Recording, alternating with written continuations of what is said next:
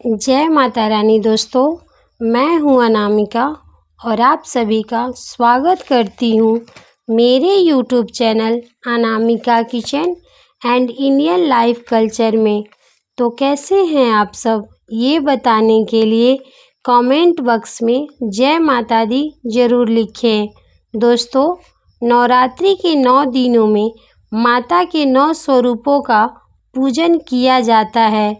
नवरात्रि के पहले दिन माता शैलपुत्री का पूजन किया जाता है और इस दिन माता शैलपुत्री की कथा अवश्य सुननी या पढ़नी चाहिए। तो आज की इस वीडियो में मैं आपको शैलपुत्री माता की कथा सुनाने जा रही हूँ। तो बोलिए शैलपुत्री माता की जय। वंदे वाक्चित लाभाय चंद्राग्रित शेखराम वृषारूढ़ाम शूलधराम शैलपुत्री यशस्विनी। माता दुर्गा अपने पहले स्वरूप में शैलपुत्री के नाम से जानी जाती हैं।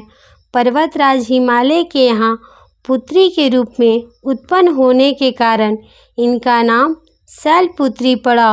वृषभ स्थित माता रानी के दाहिने हाथ में त्रिशूल और बाएं हाथ में कमल पुष्प सुशोभित है। यही 9 दुर्गा में प्रथम दुर्गा हैं। अपने पूर्व जन्म में यह प्रजापति दक्ष की कन्या के रूप में उत्पन्न हुई थी, तब इनका नाम सती था। इनका विवाह भगवान शंकर जी के साथ हुआ था। एक बार प्रजापति दक्ष ने एक बहुत बड़ा यज्ञ किया। उसमें उन्होंने सारे देवताओं को अपना यज्ञ भाग प्राप्त करने के लिए निमंत्रित किया, किंतु शंकर जी को उन्होंने इस यज्ञ में निमंत्रित नहीं किया। सती ने जब सुना कि हमारे पिता एक अत्यंत विशाल यज्ञ का अनुष्ठान कर रहे हैं, तब वह वहां जाने के लिए उनका मन विकल्प हो उठा। अपनी यह इच्छा उन्होंने शंकर जी को बताई। सारी बातों पर विचार करने के बाद उन्होंने कहा, प्रजापति दक्ष किसी कारणवश हमसे रुष्ट हैं। उन्होंने यज्ञ में सारे देवताओं को निमंत्रित किया है, उनके यज्ञ भाग भी उन्हें समर्पित किए हैं, किंतु हमें जानबूझकर नहीं बुलाया है, कोई सूचना तक नहीं भेजी है। ऐसी स्थिति में तुम्हारा वहां जाना किसी भी प्रकार से उचित नहीं होगा। शंकर जी के इस प्रकार के उपदेश से सती का प्रबोध नहीं हुआ। पिता का यज्ञ देखने वहां जाकर माता बहनों से मिलने की उनकी व्यग्रता किसी भी प्रकार से कम न हो सकी। उनका प्रबल आग्रह देखकर भगवान शंकर ने वहां जाने की अनुमति दे दी। सती ने पिता के घर पहुंचकर देखा कि कोई भी उनसे आदर और प्रेम से बात नहीं कर रहा है। सारे लोग मुंह फेरे हुए हैं।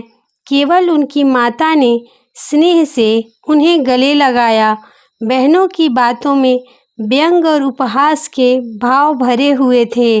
अपने परिजनों के इस व्यवहार से उनके मन को बहुत ज़्यादा क्लेश पहुंचा। उन्होंने यह भी देखा कि वहां चतुरधिक भगवान शंकर जी के प्रति तिरस्कार का भाव भरा हुआ है। दक्ष ने उनके प्रति कुछ अपमानजनक शब्द कहे। यह सब देखकर सती मैया का मन क्षोभ, ग्लानि और क्रोध से संतृप्त हो गया। उन्होंने सोचा, भगवान शंकर जी की बात ना मानकर और यहाँ आकर मैंने बहुत बड़ी गलती की है। वह अपने पति भगवान शंकर जी के इस अपमान को सहन ना कर सकी। उन्होंने अपने उस रूप को तत्क्षण वहीं योगाग्नि द्वारा जलाकर भस्म कर दिया।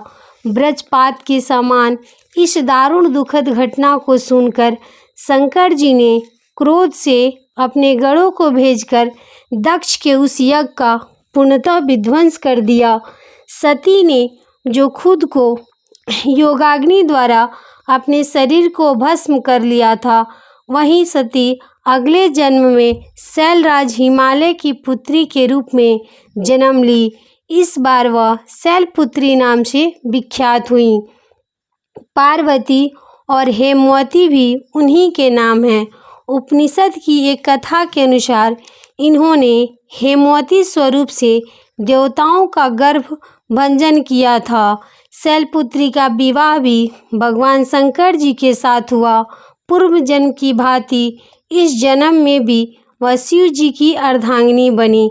9 दुर्गा में प्रथम शैलपुत्री दुर्गा का महत्व और शक्तियाँ अनंत है। नवरात्रि पूजन में प्रथम दिवस इनकी पूजा और उपासना की जाती है। इस प्रथम दिन की उपासना में योगी अपने मन को मूलाधार चक्र में स्थित करते हैं। यहीं से उनकी योग साधना प्रारंभ होती है। माता शैलपुत्री स्वरूप में सभी जीवों की रक्षा करती हैं। कर्ज, व्याधि, शनि प्रकोप से बचने के लिए माता शैलपुत्री का पूजन अवश्य करना चाहिए। नवरात्र के प्रथम दिन माँ शैलपुत्री को सफ़ेद या लाल रंग के पुष्प अर्पित करने चाहिए। गाय के दूध या उससे बनी मिष्ठान और पकवान का भोग लगाना चाहिए। माँ को घी का भोग अवश्य रूप से अर्पित करना चाहिए। शुद्ध देसी गाय का घी होना चाहिए।